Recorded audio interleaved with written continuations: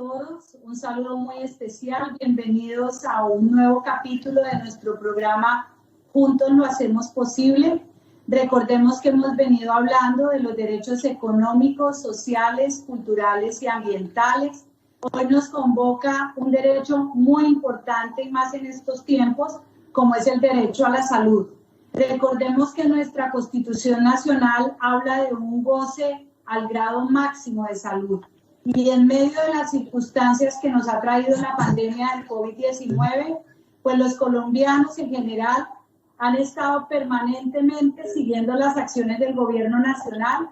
El presidente Iván Duque día tras día a las 6:30 de la tarde se conecta para dar un informe de las medidas que se han tomado, todas en aras de garantizar el derecho a la salud y obviamente el derecho a la vida. Hoy tenemos invitados del más alto nivel, conocedores del sistema de seguridad en salud en Colombia. Nos acompaña el señor ministro de Salud, doctor Fernando Ruiz.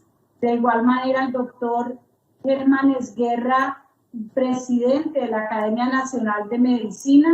El doctor Gustavo Morales, presidente de la Asociación Colombiana de Empresas de Medicina Integral, es decir, representando a las EPS, el doctor Juan Carlos Giraldo Valencia, presidente de la Asociación Colombiana de Hospitales y Clínicas, que antiguamente llamábamos IPS, y el doctor Luis Carlos Ortiz Monsalve, presidente de la Asociación Colombiana de Facultades de Medicina. Les doy una bienvenida, agradezco mucho que hayan participado. Este es un programa que tiene dos bases fundamentales: solidaridad y resiliencia. La solidaridad ha sido un llamado de la Alta Comisionada de Derechos Humanos de Naciones Unidas para que en todo el planeta nos unamos en torno a la solidaridad. Y resiliencia porque es un valor fundamental que permanentemente guía al presidente Iván Duque para que a pesar de la adversidad, Colombia pueda seguir adelante. Esas son las dos grandes valores que han seguido en este programa Juntos lo hacemos posible. Como vamos a hablar en términos generales de lo que ha ocurrido frente a la atención de la pandemia, que si bien es cierto lo hemos visto, pero vale la pena que el señor ministro nos haga un resumen de las decisiones de mayor impacto en el sistema de salud frente al tema del COVID. Vamos a empezar con el ministro. Adelante, señor ministro Fernando Ruiz. Bueno, muchas gracias, doctora Nancy Patricia. Agradezco inmensamente la invitación y celebro la inmensa oportunidad de estar en este evento y en este conversatorio liderado por la Consejería de Derechos Humanos. Es un tema súper importante para abordarlo desde la consejería. Después de saludar a los Silva, al doctor y a estar primero plantear un poco, responder las preguntas que se plantean en la ayuda. El tema es cuáles son las estrategias que hemos desde la EPS durante la coyuntura del COVID-19. Yo quisiera resaltar primero la posibilidad de planear desde una manera muy anticipada una estrategia desde el Ministerio, con la posibilidad desde los diferentes entes territoriales de concurrir un proceso de generación de un plan de contingencia que incluyó tanto el sector público como el sector privado, como los gobernadores con sus EPS e IPS privadas, los señores alcaldes, pudieron ante la eventualidad de una emergencia sanitaria declarada de una pandemia como el COVID-19 por primera vez en la historia frente a una amenaza externa de estas dimensiones, integrar un plan de contingencia entre lo público y lo privado, una visión coherente que ha podido integrarse, ha podido facilitar toda la implementación del plan diseñado por el Ministerio de Salud y Protección Social. Haber podido expandir nuestra capacidad desde 5.436 camas de cuidado intensivo a cerca de 11.000 que tenemos en la actualidad, no hubiera sido posible si no se hubiera contado indudablemente con la capacidad y la posibilidad de integrar tanto el sector gobierno nacional como los gobiernos territoriales y locales. Segundo, la concurrencia de los diferentes agentes del sector. Creo que esto ha sido fundamental, poder integrar las acciones de EPS e IPS con las tremendas dificultades que tiene un sistema de naturaleza fragmentaria en acciones en algunas ciudades, temas tan estrictos como la de control de las unidades de cuidado intensivo por parte de los centros regulares y el poder hacer esto de una manera organizada con el concurso de los diferentes agentes.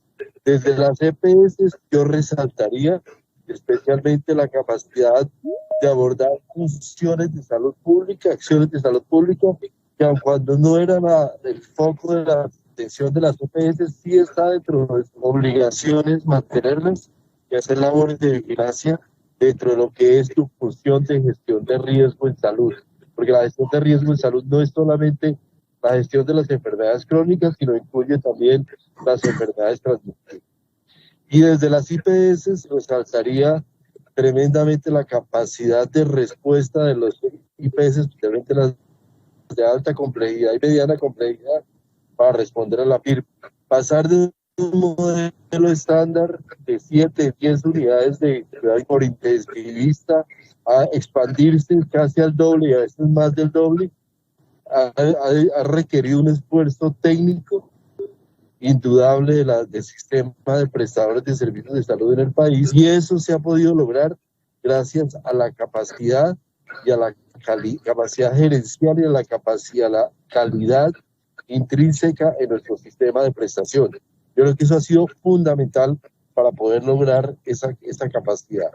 Tercero, el poder recentrar el sistema alrededor del COVID y alrededor del paciente del COVID, que creo que es un elemento aquí sustancial en lo que sería la resiliencia. En un sistema generalmente acostumbrado a dar prestaciones, empezar a pensar en la integralidad, en la posibilidad de adaptarse a prestar servicios ambulatorios, a prestar servicios de telemedicina, una expansión que no habíamos logrado durante los 10 años anteriores, pero que de una manera obligados por las circunstancias tuvimos que abordar y tuvimos que lograr de manera integral. Igualmente todo el crecimiento en la capacidad de diagnóstico de laboratorio, que no solamente fue de los laboratorios públicos, que realmente, si uno lo mira, un año atrás estaban en una situación de abandono casi en su mayoría, a lo que vemos hoy con laboratorios públicos, laboratorios de salud pública muy remozados en la mayor parte de los departamentos del país,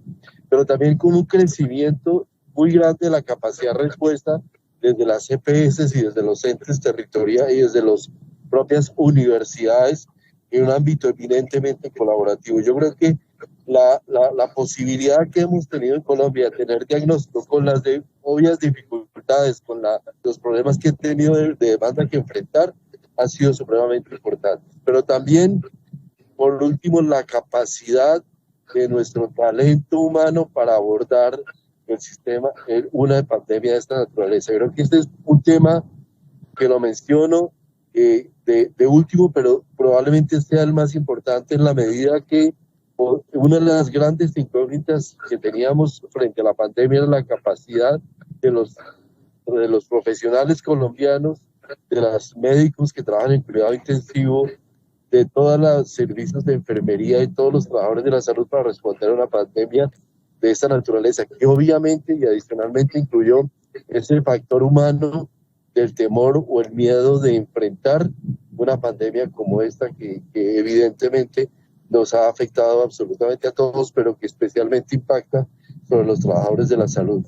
Allí los procesos de capacitación y de entrenamiento que ha debido hacerse han sido absolutamente importantes para poder abordar esta pandemia. Yo creo que nos encontramos ante un sistema que ha pedido, que ha podido reestructurarse, que ha mostrado sus grandes fortalezas, pero también obviamente las debilidades que van asociadas también a la fragmentación propia del sistema. Yo Yo creo que los retos que tenemos ahora tienen que ver con, en el post-COVID, cómo abordar un sistema que tenga la capacidad de...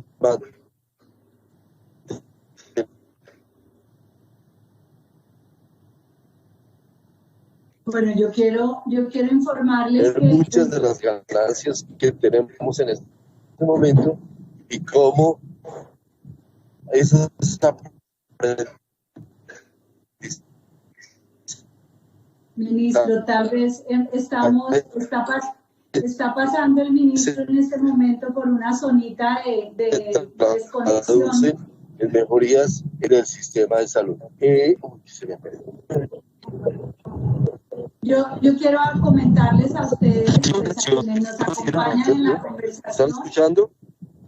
Ministro, les quiero comentar y quiero agradecer porque el ministro viene haciendo un esfuerzo a pesar de su desplazamiento, de estar conectado con nosotros en este importante conversatorio sobre el derecho a la salud desde la Consejería Presidencial de Derechos Humanos y Asuntos Internacionales. Hemos enfocado en el tema de los derechos económicos, sociales y culturales y ambientales. El ministro va en un desplazamiento, sin embargo, ha hecho un esfuerzo para mantenerse conectado, pero mientras retomamos al ministro, quisiera que el doctor Esguerra, presidente de la Academia Nacional de Medicina, a quien le veneramos con todo el respeto por su experiencia, conocimiento, nos dé el criterio sobre los comentarios que ha hecho el ministro frente a las decisiones del gobierno nacional en torno a las medidas del COVID. Doctor Esguerra. ¿Aló? El ¿Perdón, me escucha? Ministro. ¿Ya? El doctor Esguerra, va a hablar el doctor Esguerra con el micrófono, doctor Esguerra. Listo. Yo dejo a Gerson Bermón para que continúe todo lo que tiene que ver con el tema. Creo que los temas importantes ya los abordé y el doctor Gerson, gerente COVID, podrá continuar. Yo estaré atento. Si se nos va a desconectar antes de salir, denos un panorama final de lo que usted considera son los retos que siguen para el sistema luego de toda esta situación extraordinaria de la pandemia. Muy bien, doctora Nancy Patricia. ¿Cuáles son los retos que yo considero importantes? Primero, reenfatizar y recoger todas las ganancias en lo que tiene que ver con la atención primaria y la atención ambulatoria. Toda la estrategia de prevención que tuvimos que desplegar debe recapitularse y debe integrarse al sistema a través de modelos de atención que realmente enfaticen desde la prevención y romper esa desconexión que tenemos entre todo el hospitalario y con todo el esquema de prevención. Me parece que es un esquema fundamental. Segundo, las ganancias que hemos tenido en temas de generación de sistemas de información deben traducirse en una mejoría en aspectos como la interoperabilidad y la capacidad de generar datos en tiempo real para el sistema de salud. Creo que eso es fundamental con los procesos leyes que tenemos aprobadas por el Congreso, como la historia clínica electrónica y otros procesos como los que tienen que ver con la factura electrónica. Tercero, yo creo, y lo más importante, aprovechar toda esta coyuntura que nos generó todo el trabajo intersectorial alrededor de salud para convocar todo este trabajo desde determinantes sociales y finalmente orientar el sistema hacia el hecho de que tiene que estar centrado en el paciente. Nunca como antes tuvimos la oportunidad de tener todos los componentes del sistema centrados en el paciente, en este caso un paciente con COVID, pero esto debe traducirse en el futuro hacia el tratamiento de los pacientes con enfermedades crónicas y hacia todo el manejo, una visión de manejo integral de pacientes. Creo que la pandemia nos enseñó que teníamos reserva y podríamos responder, pero hacia el futuro sería un error estratégico pensar que el post-COVID es simplemente volver atrás a la misma situación que teníamos antes sin abordar una visión de futuro en la cual el sistema esté definitivamente centrado en el paciente.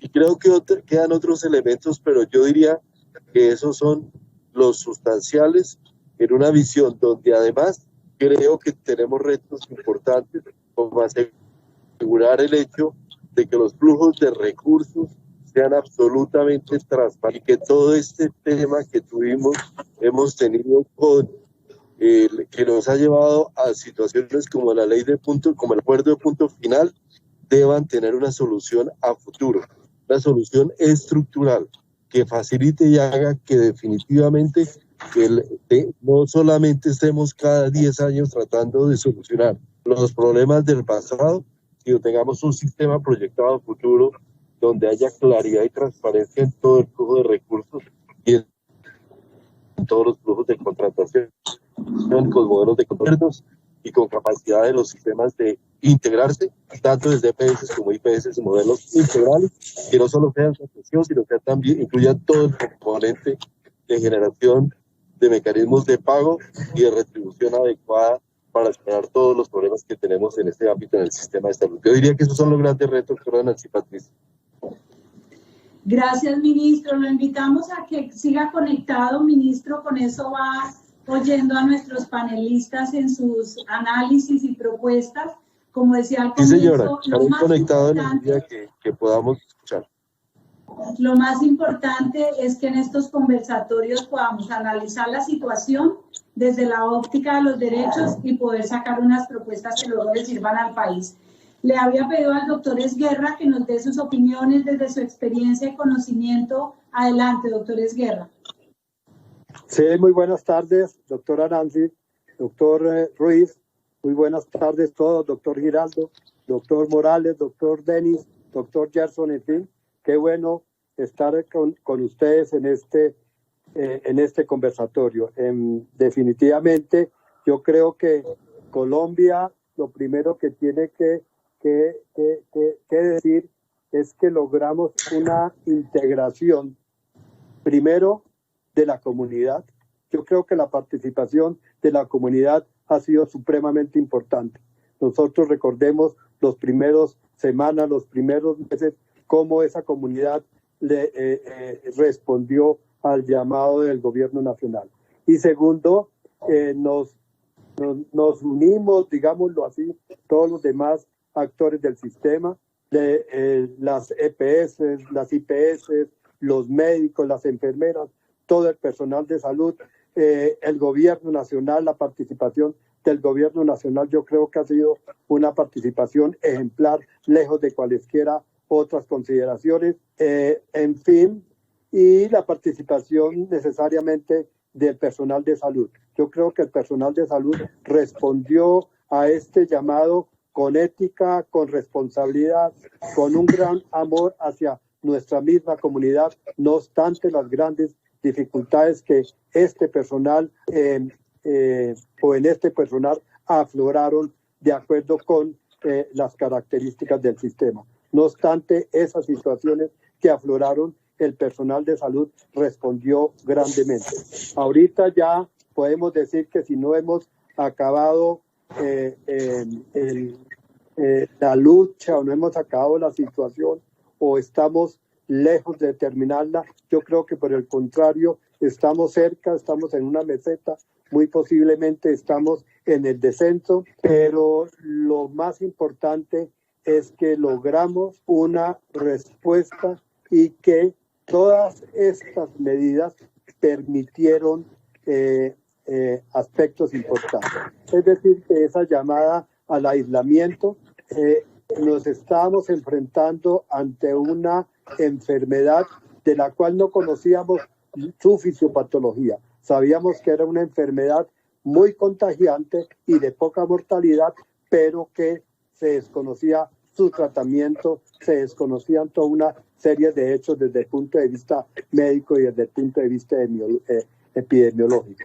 Entonces, lo primero que fue necesario fue preparar al personal de salud. Esta preparación rápida, muy acertada, permitió que el personal de salud hiciera su atención médica con las características ya mencionadas. También fue necesario, no estábamos preparados para una pandemia o una crisis de estas características. Las medidas de aislamiento y prevención y mitigación permitieron que el sistema se preparara. ¿Qué era prepararse? El prepararse era traer camas, acondicionar unidades de cuidado intensivo, estudiar protocolos de tratamiento, incluso importar ventiladores mecánicos. Y tercero, fue necesario cambiar el modo de la atención médica. Entonces aparece la atención virtual, aparece la atención lejos del paciente. En fin, se logran toda una serie de hechos que si en algún momento habíamos pensado, no lo habíamos vivido. Entonces aparece la virtualidad, aparece la sobrecarga de servicios, porque ya no solamente había que atender al paciente con COVID de una gran cantidad de contagiados, sino que además había que seguir con la atención de la enfermedad común y corriente. Viene la fatiga, viene el cansancio, vienen momentos de desesperación entre el mismo personal médico y afloran toda una serie de situaciones muy importantes y que si bien se conocían, no se veía la gran deficiencia o estas características. Entonces es donde aparecen toda una serie de situaciones que si bien logramos salir adelante, las hicieron evidentes. Entonces yo creo que ahí es donde empieza a aparecer el futuro. Digamos, el futuro con respecto al COVID. El COVID tiene que terminarse pronto, en meses o un poco más, pero el sistema de salud tiene que continuar. Y toda la experiencia que se nos dio y todo ese afloramiento de situaciones, en el sistema de salud nos van a permitir que entonces es la justificación y la más clara necesidad de todas esas necesidades que aparecieron, que veamos a ver cómo las arreglamos. Yo creo que algún tiempo, hace unos 3, 4 años, invité al doctor Morales, invité en ese momento al doctor Arias, invité a muchos participantes de la comunidad, en donde Colombia tiene que hacer un pacto social para arreglar su sistema de salud. Y que es fundamental y que es importantísimo implementar la ley estatutaria. Nosotros con la ley estatutaria accedemos al derecho fundamental de la salud. Ese es un derecho, como bien lo manifestó inicialmente la doctora Nancy. El derecho a la salud es un derecho fundamental y nuestro Estado es un Estado de derecho. Y de ahí que nosotros tenemos que definir, de acuerdo con la ley estatutaria, la implementación de esa ley. Decir hasta dónde va el derecho a la salud, cómo va a ser la autonomía médica, cómo va a ser la autorregulación, cómo va a ser el estatuto de personal de los trabajadores de la salud, cómo va a ser la sostenibilidad financiera del sistema de salud, cómo va a ser la política farmacéutica que nuestro sistema tiene que afrontar en una forma importante, cómo va a ser el sistema de información, como bien lo mencionó el doctor Ruiz, con respecto a la historia clínica, cómo se van a manejar los determinantes sociales y que se tiene que contribuir en que los hechos de la salud no son meramente de salud, sino que hay toda una serie de aspectos sociales que tienen que arreglarse para que esta determinancia social se mitigue. Tenemos que desarrollar un aspecto de vigilancia, control e inspección muy importante y que se erradique la corrupción dentro del mismo sistema de salud. Tenemos que ver los indicadores de calidad, tenemos que ver los indicadores de oportunidad, tenemos que realmente, no obstante el buen momento que logramos con el manejo del COVID, tenemos que volver a la realidad. Y la realidad es que nuestro sistema de salud tiene muchas deficiencias y que todos, a través de un pacto social, tenemos que implementar la ley estatutaria. Eso es lo que yo considero que, si bien esta pandemia nos probó y logramos salir adelante con algunas dificultades, con muchas dificultades, con gran sacrificio por parte del Estado en los aspectos económicos, en los aspectos productivos, en fin, logramos salir.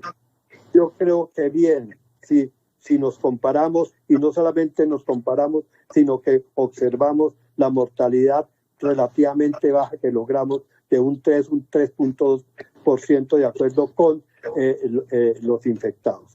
Entonces, gracias, doctor. yo creo que sí es el momento es que retomemos y que tenemos una gran herramienta que es la ley estatutaria establecida hace 5 años y que gracias a esa ley estatutaria vamos a lograr el goce efectivo del derecho fundamental de la salud. Gracias, doctora Nancy. Gracias, doctor Esguerra. Bueno, en este conversatorio equilibrado, obviamente la visión de los pacientes es fundamental, por eso nos acompaña el doctor Denis Honorio Silva, director de la Asociación Colombia Saludable, que convoca 189 organizaciones que promueven el derecho a la vida y obviamente el derecho a la salud. Sus opiniones en el sentido de la atención del sistema en el tema del COVID-19, porque en la segunda parte, después de que hayan participado todos, vamos a mirar lo que sigue. Ya el ministro decía algunas propuestas y el doctor Esguerra habla del proyecto de ley estatutaria. Por lo pronto, doctor Denis, muy importante conocer la visión de los pacientes frente a la crisis que se derivó del COVID y a la atención que se ha dado en una coordinación entre el Ministerio de Salud y las entidades territoriales. Doctora Nancy, buenos días, buenas tardes y buenas tardes a los compañeros del panel. Creo que este evento encaja perfectamente hoy, doctora Nancy. Usted sabe que hoy es el Día Mundial de la Seguridad del Paciente, entonces creo que eligió la fecha ideal para este evento. Frente a la primera pregunta, nosotros en primera instancia queremos resaltar algunas cosas. Uno, el trabajo del Ministerio de Salud en cabeza del señor ministro. Creo que difícilmente mejor otra persona no lo pudo hacer. Pero también un reconocimiento especial a los profesionales de la salud, a todos los médicos, enfermeras, paramédicos, camilleros, personal de vigilancia, que siempre han estado en primera línea para atender a los pacientes, que es la razón de ser. Tres reflexiones desde la óptica de los pacientes en medio de la pandemia. Ningún país del mundo estaba preparado para esto y definitivamente nos unimos a sus palabras iniciales y a las del doctor Esguerra. La razón de ser del sistema no es la transacción, doctor Morales. La razón de ser del sistema son los ciudadanos. Y creo que ahí tenemos una oportunidad de oro para replantearnos el modelo de salud que nosotros tenemos. Hoy centrada en la transacción y alejada totalmente del paciente. Pero también es una oportunidad de oro. Señores y señores, ustedes saben que solamente 2 ministerios tienen relación directa con los 50 millones de colombianos que somos. Uno es el Ministerio de Defensa. 2, el Ministerio de Salud. Y la salud en Colombia, gracias a la ley estatutaria, doctor Esguerra, la salud es un derecho fundamental. Entonces creo que este gobierno, en el tiempo que le resta, tiene una oportunidad de oro, doctora Nancy, para que la salud no siga siendo la cenicienta de los gobiernos, como que solamente nos acordamos de la salud cuando hay un evento catastrófico, como es el caso del COVID. Pocas veces en la historia de Colombia, algún presidente, su gobierno entero y todos los otros actores estaban centrados en rodear el tema de la salud. Nuestra segunda invitación es a darle la importancia a la salud pública. La salud pública tiene que estar en cabeza del gobierno, centralizada en el Ministerio de Salud, y esto no puede ser delegable a otros actores. En el Plan Nacional de Desarrollo, cuando se analiza el componente de presupuesto que el gobierno histórica o que los gobiernos históricamente han asignado al rubro de salud pública, es mínimo. Creo que tenemos una oportunidad de oro para darle la importancia, no solamente que el gobierno tiene, sino cada uno de los ciudadanos en el territorio nacional.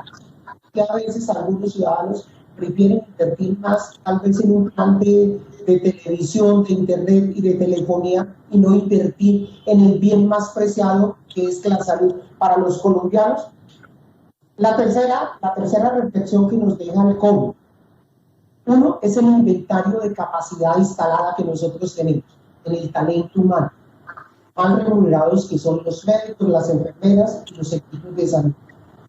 Dos, la capacidad que tuvo el gobierno nacional en activar todo lo que tiene que ver con dejar capacidad instalada en camas y en infraestructura. Pero posteriormente al COVID, ¿qué va a pasar con esto?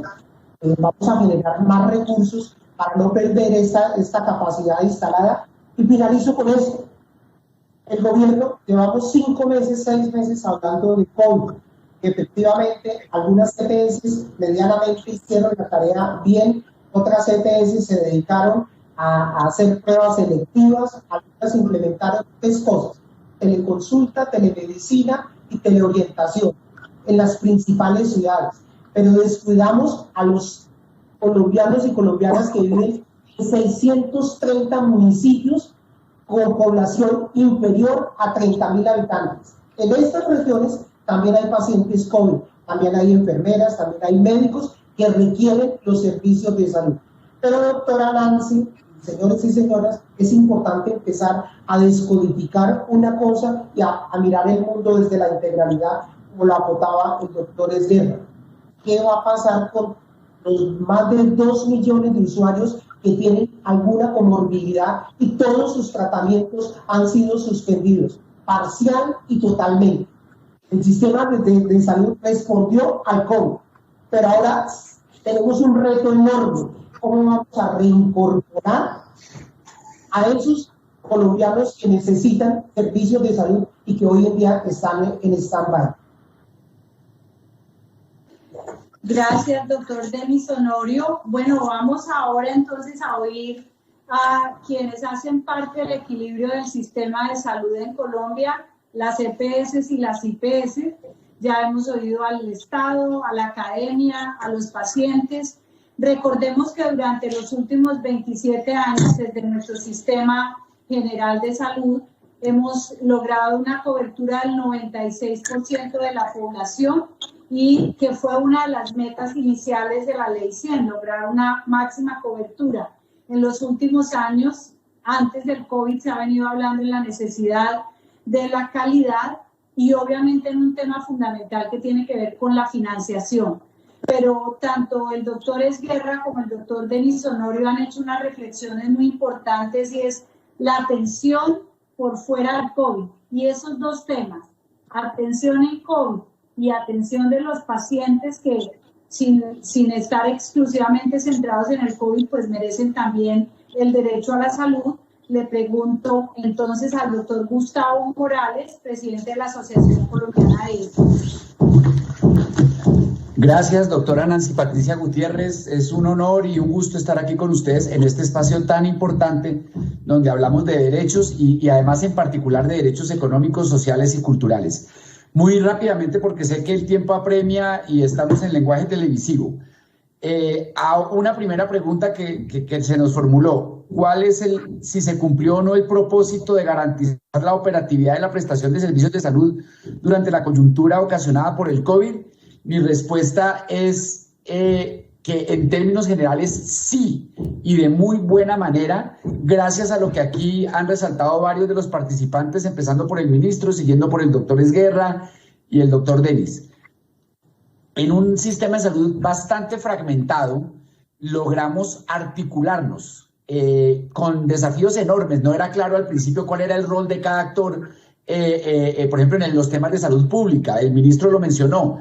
No era del todo nítido cuál era el rol, por ejemplo, de las EPS en eso, y sin embargo, un poco haciendo caso omiso de las normas vigentes, nos pusimos todos a trabajar, nos arremangamos la camisa y logramos hacer cosas que aquí se han destacado. Pero también quiero destacar en este punto lo que tuvo que hacer el sistema para atender a una población confinada.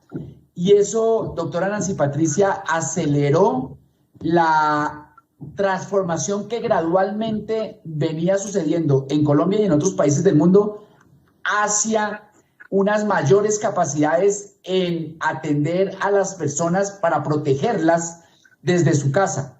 Por eso incrementamos en porcentajes realmente inconcebibles hace unos meses el tema de telemedicina, el tema de atención domiciliaria, el tema de entrega de medicamentos a domicilio, sobre todo, repito, para las poblaciones vulnerables. Dicho eso, ahora el llamado, y sé que, por ejemplo, el doctor Giraldo va a estar de acuerdo con eso, es que se puede perfectamente volver a las clínicas y a los hospitales, se puede volver a la consulta médica.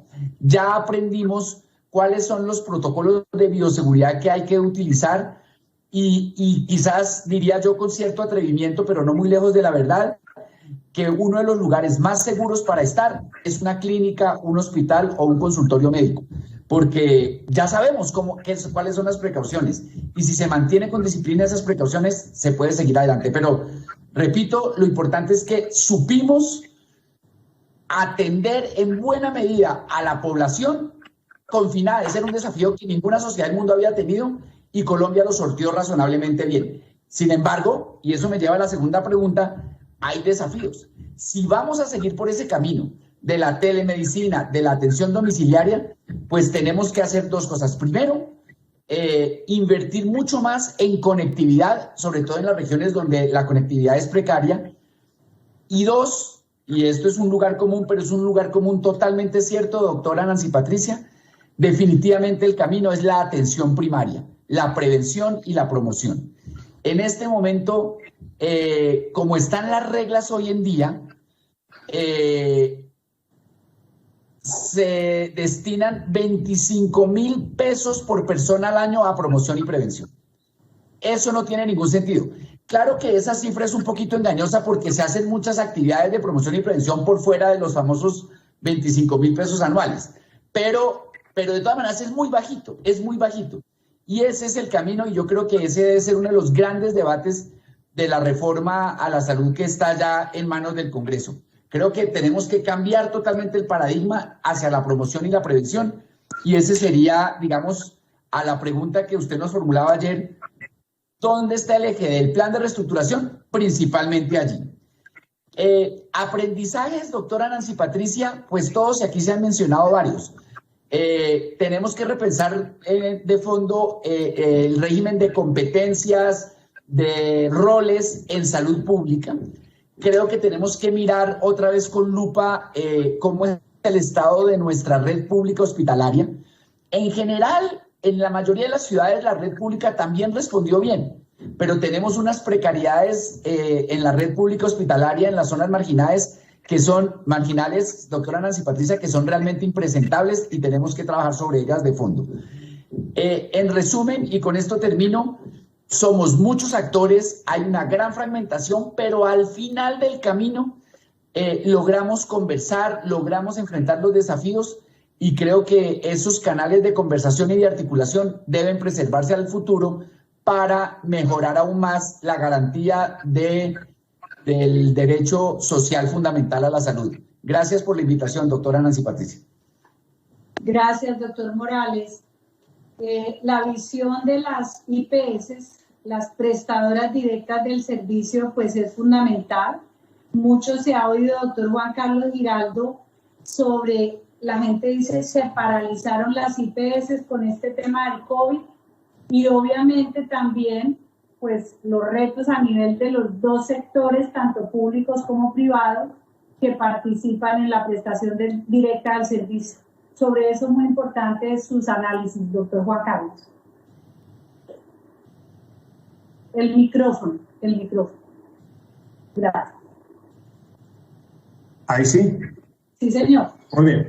Doctora Nancy, me alegra mucho volverla a ver, a saludarla y por intermedio suyo al señor presidente de la República. Muchas gracias por la invitación y un saludo muy cordial a todos los panelistas del día que nos encontramos hoy acá. Mire, yo sí debo decirlo y con mucho orgullo que el sector hospitalario colombiano ha respondido de una manera adecuada en esta eventualidad.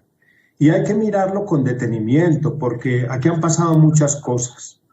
Lo primero es que hay que decir, cuando se declara la alerta, lo primero que se hizo fue meternos de cuerpo entero como hospitales y clínicas en una fase de expansión interna de los servicios. ¿Y eso qué tiene? ¿Y eso qué tiene por dentro?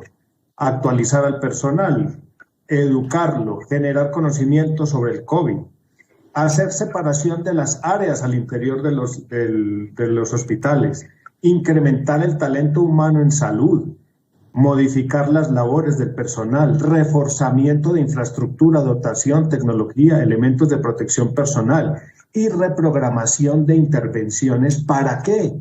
Todo eso se hizo para poder liberar una capacidad existente dentro de las instituciones para preparar la casa frente a esa enorme eventualidad que es la pandemia.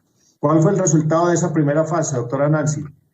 Nosotros logramos liberar el 51% de la capacidad instalada del país para poder decirle al país, aquí está una destinación de una infraestructura para poder atender a esa oleada creciente de pacientes que venían. Eso se dio, esa primera fase, por allá desde el mes de marzo hasta más o menos podemos decir el principio de junio. Después llega una fase de expansión externa espectacular, y digo espectacular porque es impresionante el crecimiento que se ha tenido, sobre todo cuando uno cuenta unidades como las unidades de cuidado intensivo, donde pasamos de tener cerca de 5.300, después 6.000 al principio del mes de junio, hasta las más de 10.000 que tenemos en la actualidad. Eso se hizo rápidamente. Fue una expansión que nos permitió a nosotros, con lo que ya habíamos liberado, más lo que aporta el gobierno nacional, de decirle a la ciudadanía, tranquilos que a pesar del crecimiento tremendo de la casuística, nosotros vamos respondiendo y aquí estamos coordinados adecuadamente para responder. Y después, una tercera fase que no ha sido muy visible, doctora Nancy, tiene que ver con una nueva o una última fase de expansión interna, porque cuando varias ciudades se fueron acercando a una utilización del 90 o 95% de todo lo que ya se había dispuesto, empezamos nosotros a volver a liberar áreas al interior, utilizar otros estándares, que generar nuevas infraestructuras para poder decirle a la gente, en la alerta, en la crisis, en la emergencia y en el desastre, ustedes cuentan con un sector hospitalario que está respondiendo. Afortunadamente no hemos llegado a esa fase de desastre, pero hasta el momento ha habido una buena respuesta. ¿Yo qué destaco de todo esto? Aquí hubo comunicación, lineamientos claros, el sector hospitalario acató unas órdenes, tomó decisiones inmediatas y acciones concretas y lo hizo al unísono, tanto lo público como lo privado. Debo destacar que el gobierno nacional, las sociedades científicas, las entidades territoriales, los hospitales y las clínicas pudimos hacer un trabajo coordinado. Con otros agentes no fue tan fácil, pero hubo por lo menos algunos acercamientos. Y destaco un par de cosas adicionales. Las decisiones fueron basadas en el conocimiento científico y técnico. Y eso nos ha llevado a tomar actuaciones responsables con resultados favorables para la población. Y debo destacar otro asunto, el talento humano en salud nuestro. Destaco lo comprometido, lo abnegado y también cómo se ha podido hacer una administración inteligente y coordinada. Al final del día, entonces, yo debo decir, afortunadamente estuvo este sector hospitalario y pudimos desplegar todas estas acciones. Afortunadamente hubo una conversación con entidades territoriales y con gobierno para poder tener una buena coordinación. Afortunadamente las decisiones han sido basadas hasta el momento en lo científico y lo técnico. Yo pararía ahí diciéndole, hemos respondido. No sé pues pararía ahí si tengo una oportunidad de intervenir posteriormente con la otra pregunta, pero yo diría, hasta el momento, esto es lo que nosotros hemos respondido. ¿Qué tal que no hubiéramos estado? Y le dejo un abrebocas para la pregunta siguiente, que es lo que tiene que ver con los cambios y las propuestas. Está todo el mundo hablando de la nueva normalidad. Yo lo que sí le debo decir a esta plenaria es lo siguiente, la nueva normalidad, y hablando del sector salud, La nueva normalidad no puede ser igual a la vieja anormalidad. Tenemos que aprender de lo que ha sucedido con COVID y ese es un gran aprendizaje para el diseño de todo lo que tiene que ver con el funcionamiento del sistema de aquí para adelante. Yo pararía ahí, doctora Nancy, si tengo la oportunidad de hablar, o si no, tendría que darle ahora mismo un par de conclusiones. No sé si usted me permite hablar. Vamos a tener la posibilidad en la segunda ronda. Muy bien. Les pido ser breves en esta segunda respuesta frente al análisis, porque efectivamente pues ya los temas se han venido tocando, tanto la situación COVID como los desafíos que tenemos para el futuro. Agradezco al doctor Gerson Belmont, quien está en representación del ministro, que como digo, pues iba conectado por carretera, pero se ha conectado al doctor Gerson, gerente del COVID, que además conoce perfectamente la realidad y en la coordinación y enlace que se ha tenido con las entidades territoriales para la atención. Pero, doctor Gerson, como lo decía el doctor Denis Honorio, representante de los pacientes, hay una tarea que vale la pena que usted explique al país. Los 2 millones de pacientes que han requerido atención no COVID, ¿cómo ha sido la atención de esos pacientes y el desafío frente a ellos? Bueno, mil gracias, mi doctora Nancy Patricia. Nuevamente un saludo a todos los panelistas y a todos los que nos están escuchando. Precisamente, y recogiendo las grandes enseñanzas que nos ha dejado esta epidemia y las grandes oportunidades que hemos tenido para poder demostrar que un sistema se puede replantear y se puede renovar en tiempo corto cuando todos los actores nos ponemos de acuerdo y cuando todos tenemos la voluntad precisamente para asumir los retos ante un factor que no conocíamos. Eso precisamente es resiliencia y creo que fue lo que logramos efectivamente en el sistema.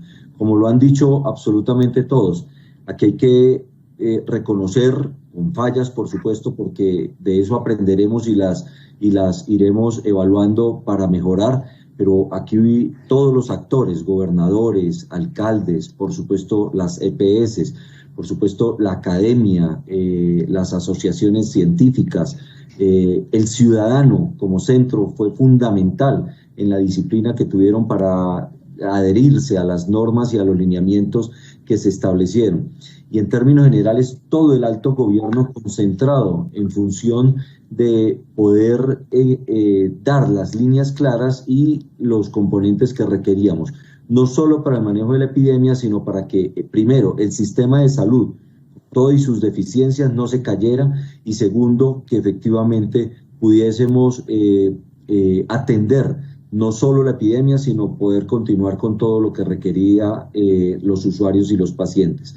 ¿Y qué aprendimos? Aprendimos muchísimo, aprendimos efectivamente a manejar sistemas de información con deficiencias en territorios donde no entra el internet, donde no entra donde no teníamos posibilidad de tecnología.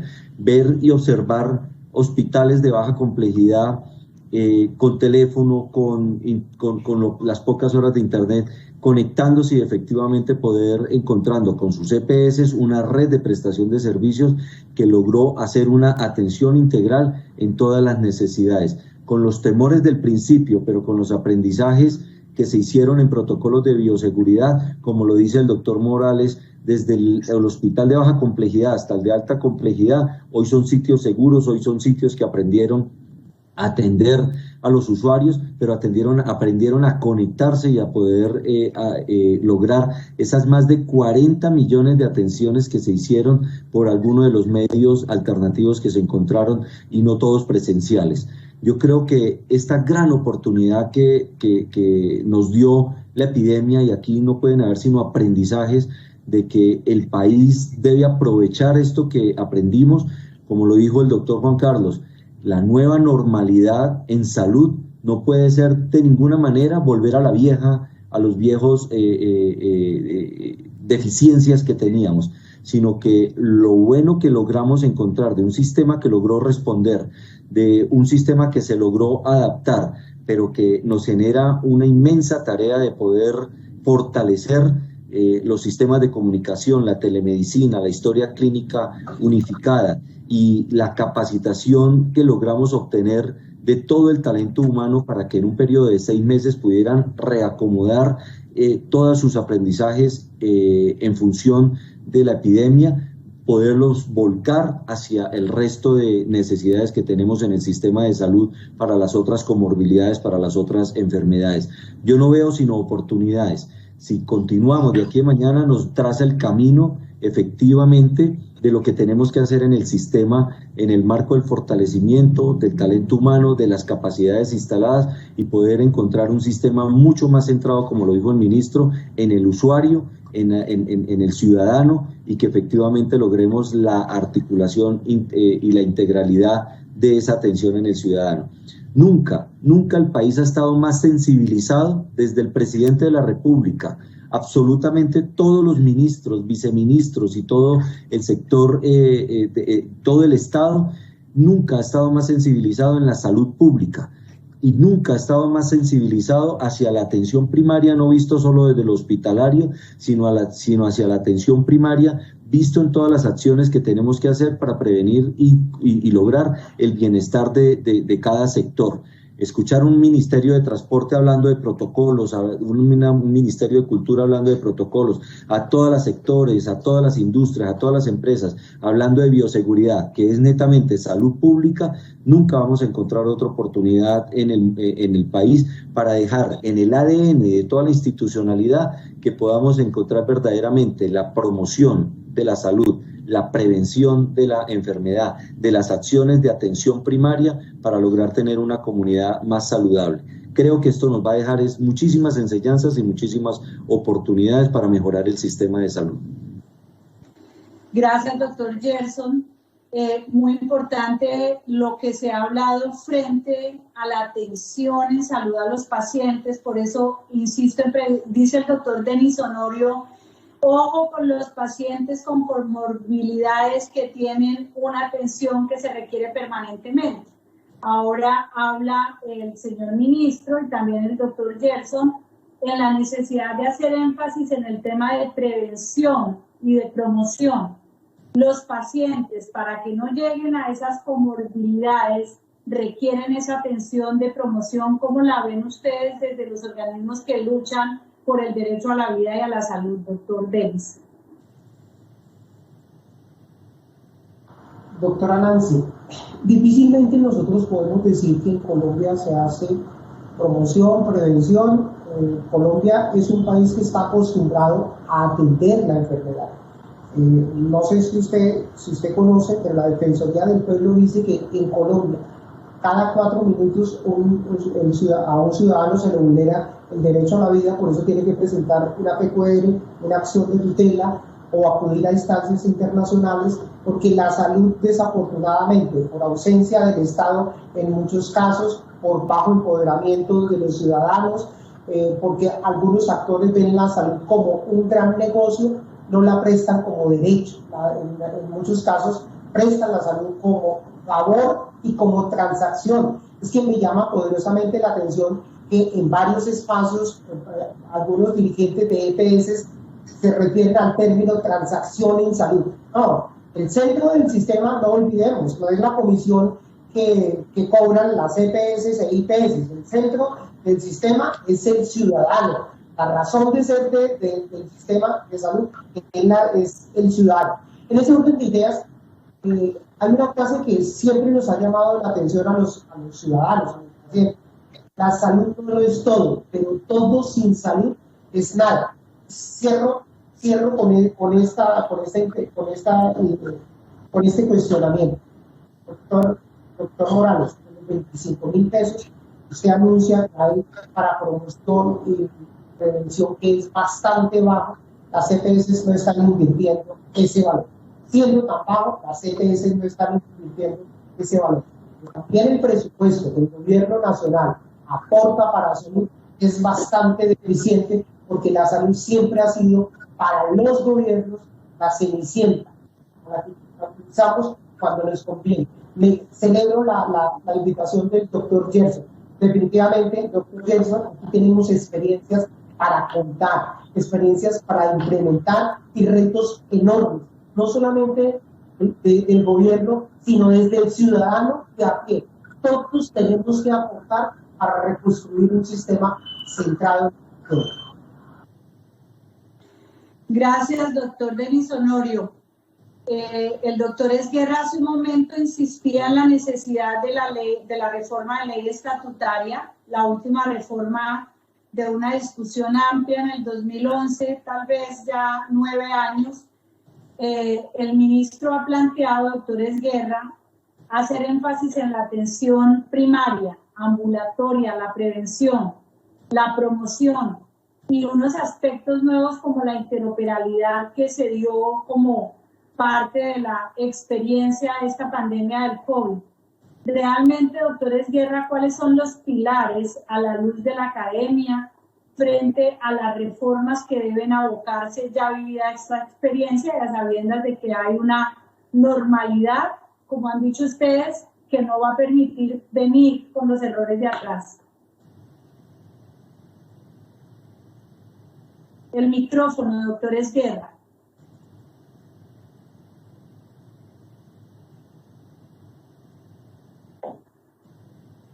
Evidentemente yo pienso que la pandemia nos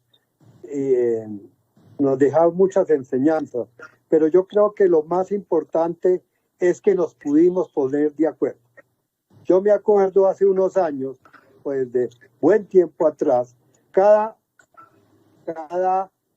actor del sistema tiraba para su lado.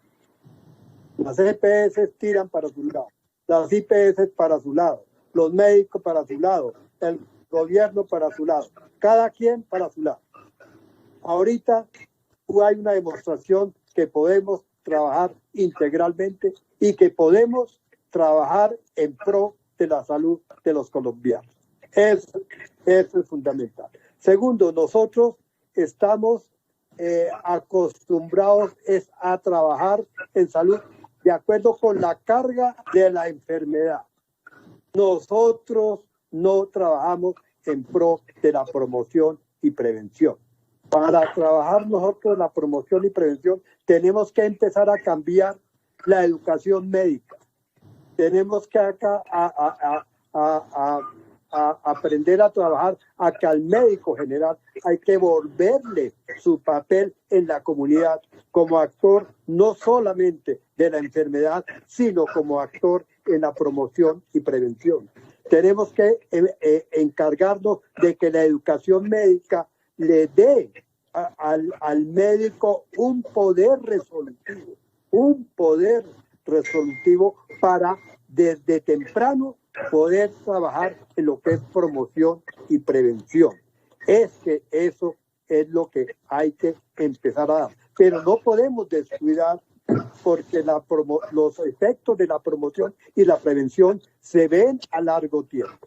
Tenemos que continuar con trabajar sobre la carga de la enfermedad y adicionarle desde muy temprano, empezando con los médicos nuevos, con los médicos que están estudiando, a enseñarles qué es promoción, qué es prevención, qué es poder resolutivo, qué es actuar en la comunidad y no dejar que las cosas sigan como son. Entonces yo pienso que tuvimos una gran enseñanza, podemos unirnos, podemos todos jalar para el mismo lado. Segundo, somos conscientes de la necesidad de la promoción y la prevención y trabajar en esos aspectos y educar a la comunidad y educar a los médicos nuevos en ese sentido. Y tercero, tenemos una herramienta muy importante. ¿Cuál es? La ley estatutaria. La ley estatutaria permite el goce efectivo de la enfermedad como usted lo enunciaba inicialmente como un derecho fundamental. Y si todos participamos en esa implementación, no jalando cada quien para su lado, sino todos hacia en el mismo sentido, como lo pudimos demostrar ahorita, que sí lo podemos hacer y sí lo podemos lograr, yo creo que esa implementación de la ley estatutaria puede realmente llegar a ser útil y llegar a implementarse y llegar a utilizarse. Gracias, doctor Esguerra. Bueno, no puedo dejar de hablar de un tema que es el acuerdo de punto final de un lado y de otro el tema de las tutelas.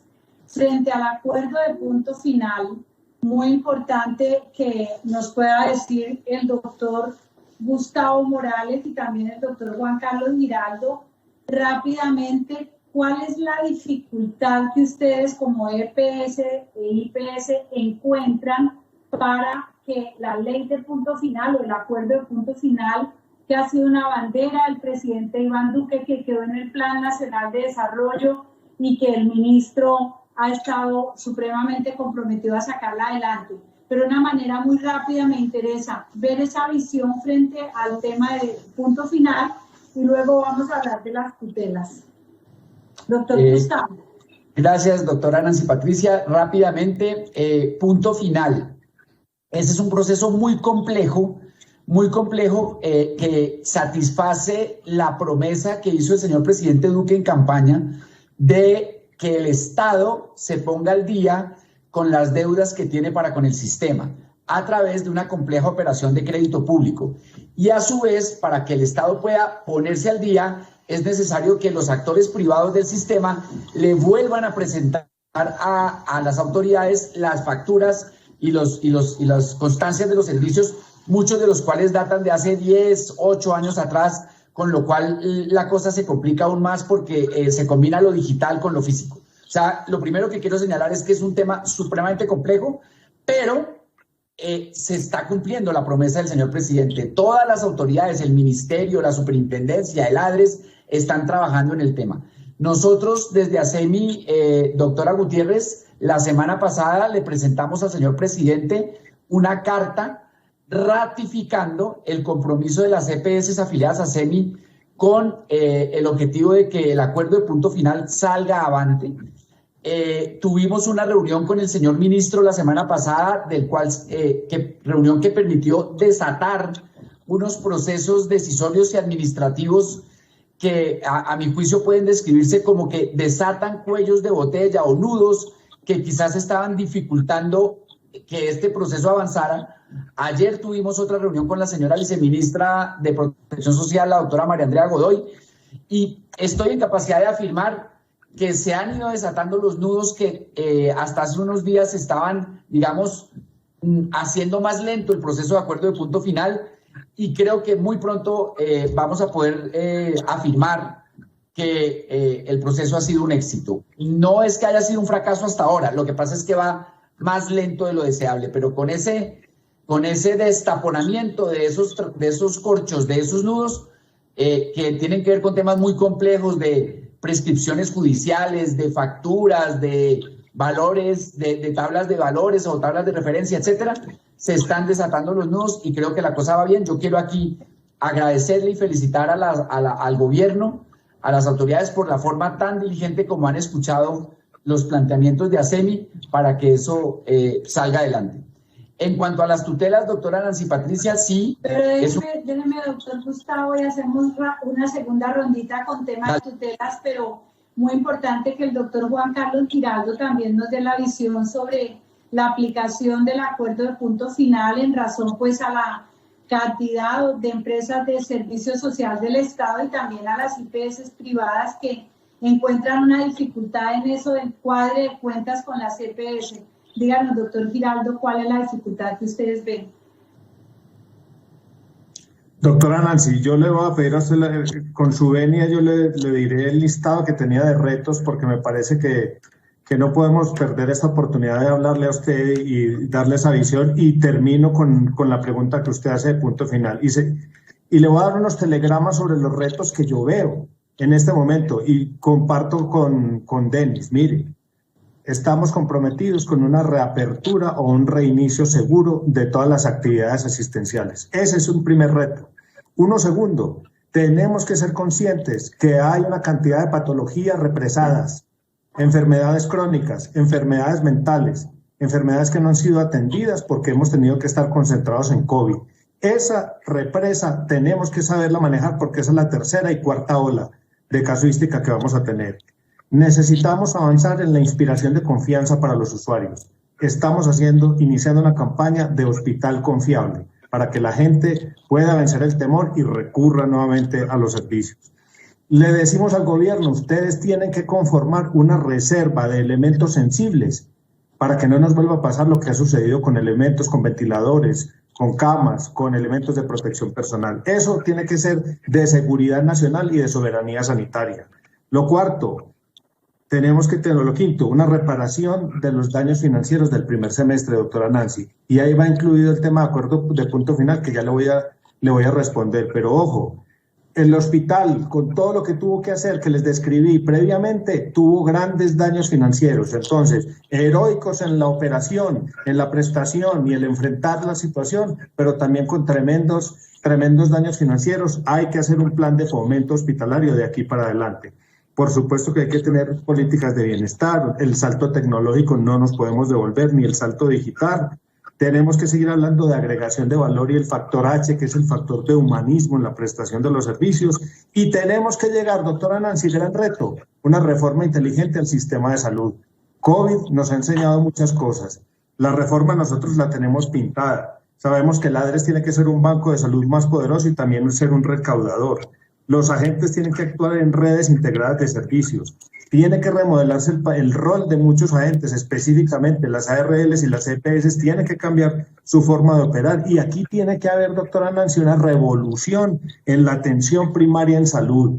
Eso tiene que ver todo con el derecho a la salud, que debe dejar de ser solamente un derecho individual, como lo tenemos ahora fundamental, y debería ser un derecho colectivo, que es otra de las enseñanzas que nos ha dejado COVID. Termino con lo de punto final. Nosotros ¿qué vemos? Que es la gran ilusión, la gran promesa del gobierno Duque, tener un saneamiento gigantesco de la cartera acumulada. Las EPS a lo largo de los últimos 3 lustros han dicho que no pueden pagar oportunamente, o que una de las principales causales para no pagar oportunamente o adecuadamente es que tienen un daño causado por todo lo que no estaba incluido en el plan de beneficios y que ellos asumieron.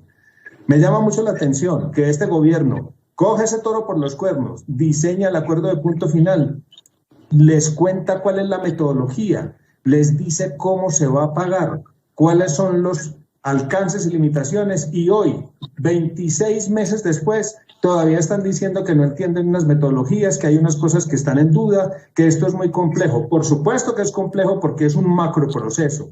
Son 6.7 billones. Le voy a decir, doctora Nancy, hoy deberíamos ir en régimen contributivo con una ejecución de más de 3 billones de pesos y solamente hay una presentación de cuentas de 220.000. Eso es menos del 5%. Entonces, ahí ese es un tema que ustedes como gobierno, y yo le pido que le transmita eso y se lo escribimos al presidente de la República, esto hay que destrabarlo. Esto no puede depender de la voluntad de un agente. Porque al final del día esto no es decir que estamos comprometidos. Como todo en la vida, obras son amores, y en este caso las obras es la presentación de las cuentas. Si esto no va a suceder, le estamos diciendo al gobierno, entonces tienen que habilitar vías diferentes. Si las EPS no pueden, por los motivos que sea, acogerse al acuerdo de punto final, no pueden dejar ustedes perder esa fuente de financiación que ya ofrecieron y deben darle una vuelta a este proceso. Yo le propongo aquí, hagan entonces una macro compra de cartera a todo el sector hospitalario y a todo el sector que está afectado por las deudas, nos compran la cartera y después hacen ustedes a través de un mecanismo de crédito que le conceden a los deudores morosos, hacen ustedes todas las declaraciones de cuenta contra el patrimonio, contra el acuerdo de punto final o contra la liberación de las reservas técnicas de esas entidades. Eso es lo que vemos, no es por confrontar, sencillamente nosotros vemos los números y no vemos que haya un avance y nos preocupa mucho porque sabemos que el tiempo va corriendo y que esto es necesario para la recuperación, lo que yo le decía ahorita, la reparación de los daños financieros que vamos teniendo acumulados específicamente después de COVID. Muchas gracias, doctora Nancy. Gracias, doctor Giraldo. Bueno, me voy a extender un poquito más, ya pedí aquí que nos den un espacio adicional porque nos falta concluir este tema de punto final y el tema de tutelas. Al doctor Gerson le pregunto, o sea, ya sabemos claramente compromiso del presidente Iván Duque, el saneamiento de las finanzas del sector de la salud, incluido en plan de desarrollo, ratificado en medio de la emergencia económica social y ambiental que se dio por el COVID, que hace falta a la luz del gobierno, doctor Gerson. Bueno, como lo manifiesta el doctor Morales y el doctor Juan Carlos, aquí tenemos un esquema que ya está planteado, una voluntad clara del gobierno del señor presidente, unos lineamientos perfectamente claros con unas dificultades que el doctor Morales manifiesta y que son totalmente claras, pero no son excusa. Tenemos que encontrar el mecanismo porque efectivamente hay una reserva de 5.2 billones de pesos que entrarían al sistema de salud, que garantizaría el pago del talento humano, que garantizaría esa deuda histórica que tenemos en infraestructura y en dotación y en equipamientos en muchísimas instituciones que con este flujo de recursos podrían ponerse al día.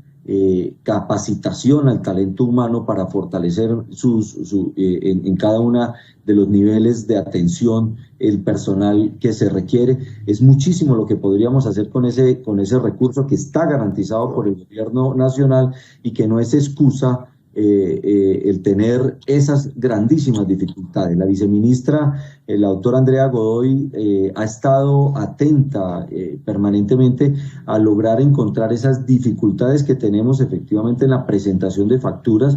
No es justo, de verdad, que de 5.2 billones solo tengamos 256 mil millones de pesos digamos, consolidados para el pago en este rubro específico, cuando está la voluntad, cuando están los lineamientos, cuando está absolutamente todo coordinado para poder avanzar.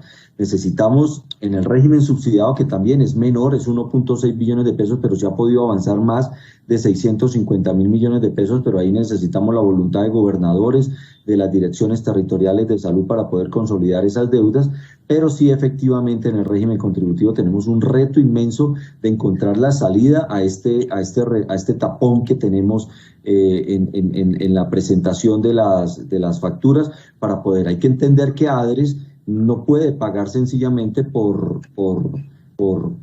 ya está la decisión, digamos, política y administrativa y financiera, sino que tiene que tener los soportes de todas los recobros y las facturaciones que se están haciendo. Yo creo que nos distrajo un poco el COVID, pero al revés, teníamos que acelerarlo más porque era donde más se necesitaban los recursos en el sistema para poder suplir esas necesidades que dije al comienzo. Es un ejercicio que está claramente definido y es un ejercicio que tenemos que acelerar entendiendo las dificultades que el doctor Morales manifestó. Bueno, creo que aquí hay mucho por construir todavía, el diálogo permanente entre los actores del sistema. Hay que encontrar el camino adecuado y obviamente el procedimiento que lleve a poder cumplir esa voluntad del presidente Iván Duque, pero además una necesidad para la estabilidad financiera del sistema que se ve reflejado en el derecho a la salud de los pacientes. Voy a terminar con el tema de las tutelas. Me han llegado varias preguntas de quienes nos siguen a través de las redes sociales de la Presidencia de la República, pero este tema es muy importante. La semana anterior estuvimos hablando del acceso a la justicia, el derecho al acceso a la justicia.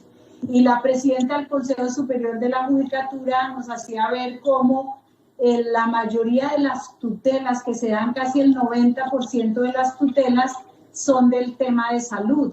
Y la Defensoría del Pueblo ha dicho que las tutelas en el 2019 se mantuvieron en el mismo nivel del 2018, cerca de 208.000 tutelas en el año, y todas encaminadas a solucionar el acceso el derecho a la salud.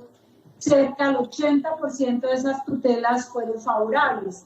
Entonces, a la luz de las EPS y de las IPS, ¿cuál es la situación que lleva a un accionar tan alto de tutelas que además prácticamente paraliza la prestación del servicio de justicia? Doctor Morales. Gracias, doctora Nancy Patricia. Y con esta intervención, pido disculpas, pero debo retirarme porque tenía otra cosa a las 2 de la tarde y nos habíamos programado para las 2. pero no quería irme sin despedirme, sin agradecerle y sin hacer esta reflexión final sobre las tutelas. Aquí tenemos un cruce de caminos conceptual muy complejo entre la salud como un derecho fundamental y los limitados recursos que hay para la salud. Muchos de los obstáculos que hay para acceder a la salud no obedecen al diseño del sistema de salud, sino a otras variables, a dificultades, por ejemplo, de transporte, de agua potable, de educación, de vivienda. Eso como para una primera reflexión. Segunda reflexión, en ocasiones, no diría que mayoritarias, pero sí significativas en número, uno lo que encuentra es un mal entendimiento por parte de los jueces de hasta dónde llega el derecho a la salud. La ley estatutaria es clarísima en decir que obviamente la salud es un derecho fundamental y las necesidades de salud deben ser atendidas, pero también le pone límites. Acuérdense que la ley la salud ha sido un derecho fundamental desde hace muchos años, desde el año 91, según la interpretación que hizo la Corte Constitucional al respecto. Lo que hizo la ley estatutaria fue ponerle límites a ese derecho, límites razonables, como por ejemplo, no debe haber con recursos públicos del sistema de salud inversión en atenciones en el exterior o en servicios suntuarios o cosméticos o en servicios que no tengan evidencia clínica de su efectividad o de su eficacia. Y todavía encontramos un número significativo de tutelas que ordenan que con recursos públicos se cubran ese tipo de cosas en violación de la ley estatutaria. Ese es un tema para corregir. Y lo tercero, por supuesto, es muy importante que las normas regulen de mejor manera qué está cubierto por el sistema y qué no. Todavía tenemos algunas ambigüedades.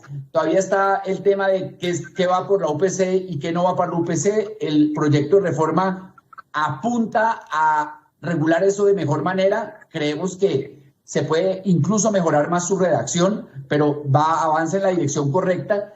Pero lo importante es que si tenemos un sistema de salud que se financia principalmente con recursos que provienen del Estado, tenemos que trazarle límites.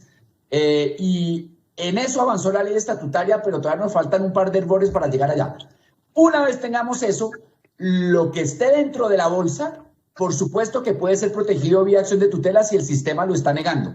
Lo que esté por fuera de la bolsa no debería ser materia de un fallo de tutela. Y ese, por ejemplo, doctora Nancy Patricia, para conectar un tema con otro, es uno de los problemas que hay en Punto Final, porque algunas de esas facturas obedecen a órdenes de tutela que el Estado no puede pagar porque están prohibidas por la ley estatutaria. Pero ¿qué hacemos? Hay una orden de un juez. Entonces, ¿qué prevalece? ¿Una orden de un juez o la orden de la ley estatutaria? Ese es el tipo de dilemas que, en línea con el pacto social que propone el doctor Esguerra, tenemos que terminar de dibujar. Como dice Juan Carlos Giraldo, en ese tema el dibujo está más o menos claro, pero falta formalizarlo en norma. Entre tanto, le puedo decir que desde ASEMI las EPS están haciendo un proceso muy fuerte. Hoy tuvimos una reunión toda la mañana al respecto para reducir al máximo el número de tutelas contra ellas, y se ha ido reduciendo gradualmente. ¿Qué es lo que se ha ido reduciendo? El número de tutelas que tienen que ver con negaciones de servicios que están en el plan de beneficios. Lo digo sin pena y de frente. Es inadmisible que haya tutelas de servicios que están en el plan de beneficios. Y tenemos que hacer desde el aseguramiento un esfuerzo para que eso no suceda. En ese compromiso estamos y gradualmente lo estamos logrando. Gracias, doctora Nancy Patricia. Me despido de usted y de los colegas con un abrazo muy grande por la oportunidad. Gracias, doctor Morales. Vamos a cerrar preguntándole al doctor Esguerra, además de las propuestas del ministro, del doctor Giraldo, también los comentarios que se han dado. Doctor Esguerra, una recomendación grande para lo que nos sigue de desafíos y de retos al sector de la salud.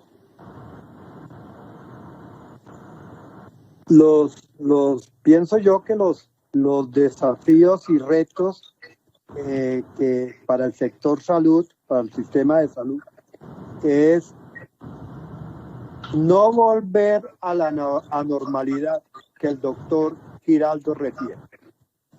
No podemos volver a la normalidad. Tenemos la herramienta, y perdón que insista, perdón, señores panelistas, que insiste en la necesidad de la implementación de la ley estatutaria. Nosotros damos un estudio, si nosotros damos una buena implementación, si nosotros damos una interpretación, todas aquellas situaciones que llevaron a la más grande crisis de salud del país, dadas por las circunstancias anteriores, si nosotros logramos eso, podemos salir adelante. No podemos volver a la normalidad que el doctor Giraldo mencionó. Y tenemos que el impulso que nos dejó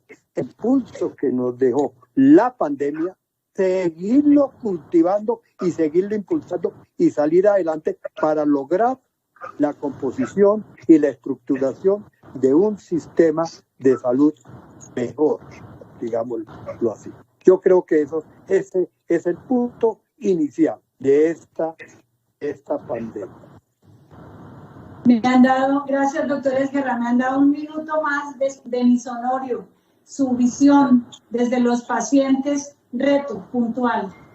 Doctora, pero quisiera 20 segundos frente a la tutela. El 67% de las tutelas que se presentan en el país son por servicios PBS. Lástima que el doctor Morales se fue, pero PBS que estamos pagando anticipadamente. El 30% son servicios PBS que a partir del mes de marzo se está cancelando anticipadamente. El 3% son abusos. Creo que las CPS tienen una responsabilidad y una deuda social. Los retos, yo creo que los retos son los mismos que el señor presidente nos prometió en campaña y que ha venido anunciando. Pocas CPS con buenos indicadores de salud, pago por resultados, acuerdo de punto final, dignificación del acto médico, recursos para salud pública y salud como derecho fundamental sin barreras. Creo que ese es el gran reto que tiene este gobierno. Tenemos que humanizar los servicios de salud. Doctora Nancy Patricia. Gracias. Ya el doctor Giraldo nos dio también sus iniciativas frente a los desafíos y creo que el doctor Gerson ha tomado atenta nota. Como les dije, nosotros vamos a entregar unas memorias con estas propuestas. Les agradezco muchísimo su participación en el debate sobre el derecho a la salud y los esperamos la próxima semana en las últimas reflexiones sobre los derechos económicos, sociales, culturales y ambientales. Feliz día para todos. Mil gracias a quienes nos siguieron.